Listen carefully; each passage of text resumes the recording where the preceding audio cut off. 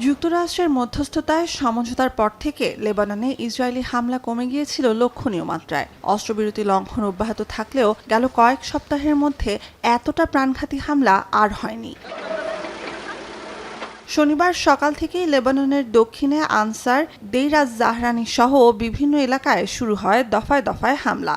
লেবাননের সশস্ত্র রাজনৈতিক সংগঠন হিজবুল্লাহর এক কমান্ডারকে লক্ষ্য করে হামলা চালানো হয় বলে ইসরায়েল দাবি করলেও নিহতদের বেশিরভাগই নারী ও শিশু, জানান লেবাননের প্রধানমন্ত্রী নওয়াব সালাম। হামলার সমুচিত জবাব ইসরায়েল পাবে বলেও হুঁশিয়ারি হিজবুল্লাহর।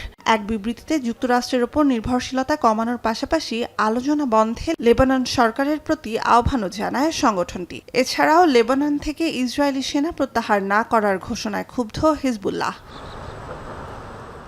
طالت الايام مثل ما بيقولوا بالنهايه بده ينسحبوا، يعني ما فيهم يضلوا محتلين. كان في تجارب سابقه بالماضي واحتلوا لبنان ورجعوا انسحبوا بطريقه او باخرى. يعني احتلال لشو هن بفاتوا على منطقه وطلعوا منها الا بالقوه. ما بيطلعوا الا بالقوه. এদিকে মার্চ মাস থেকে নিখোঁজ ৩ ইরানি পাইলটকে আটকে রাখার অভিযোগ প্রত্যাখ্যান করেছে কাতার। ইরান যুক্তরাষ্ট্র যুদ্ধের শুরুর দিকে ইরানে হামলার জবাবে মধ্যপ্রাচ্যের বিভিন্ন দেশে মার্কিন সামরিক ঘাঁটি লক্ষ্য করে হামলা শুরু করে তেহরান। সে সময় কাতারের সশস্ত্র বাহিনী ইরানি 2টি বোমারু বিমান গুলি চালিয়ে ভূপাতিত করে। তখন থেকেই নিখোঁজ ইরানি পাইলটরা। এর আগে ওমানের সাথে দীর্ঘ আলোচনার পর হরমুজ প্রণালীর নিরাপত্তায় ঐতিহাসিক চুক্তিতে সম্মত হয় ইরান।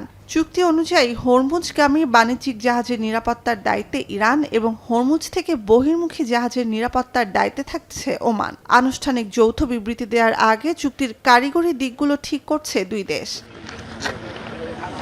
অবশ্য বিশ্বের অন্যতম গুরুত্বপূর্ণ এ নৌপথে শতভাগ স্বাভাবিক পরিস্থিতি নির্ভর করছে যুক্তরাষ্ট্রের ওপরই, এমনটাই দাবি তেহরানের। এর মধ্যেই হরমুজে একটি তেলবাহী জাহাজে ইরান হামলা চালিয়েছে বলে অভিযোগ করেছে সংযুক্ত আরব আমিরাত। লোহিত সাগরে ইয়েমেনের একটি বন্দরে হামলা চালিয়েছে ইরান সমর্থিত হুথিরাও। بنحوی موضوع رو مطرح میکنن، القا میکنن که گویا این ایران هست که باعث ناامنی در تنگه هرمز شده. همه ما میدونیم که تنگه هرمز تا قبل از 9 اسفند 404।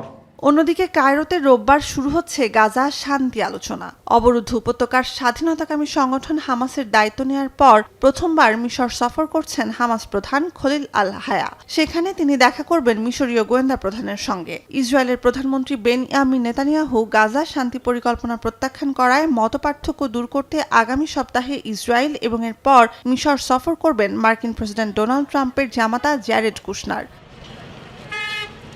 নুজহাত কামাল, এখন বিশ্ব।